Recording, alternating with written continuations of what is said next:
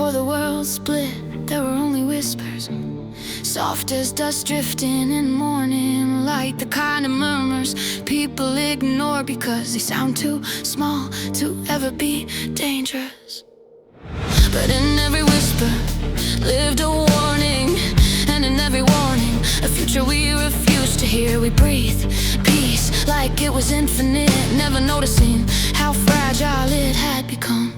And then footsteps began to take sides, not loud at first, just careful, uncertain steps tapping on cracked earth. People walked away from each other as if distance could save them from the storm swelling underneath their ribs. Neighbors turned into silhouettes, friends into others, until every path felt like a choice, and every choice felt like betrayal.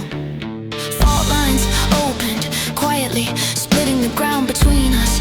Arguments sharpened into weapons, opinions hardened into borders. We thought we were defending truth, but really we were defending fear.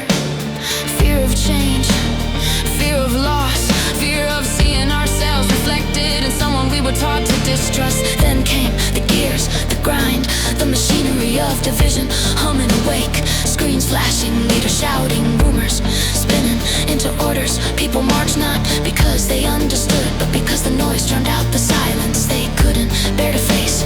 The engines of conflict rolled forward, and we rolled with them.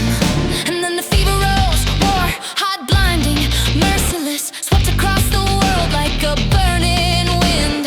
Voices were replaced by sirens, dreams by duties, humanity by survival instinct. In the fever of war, everyone becomes a stranger, even to themselves.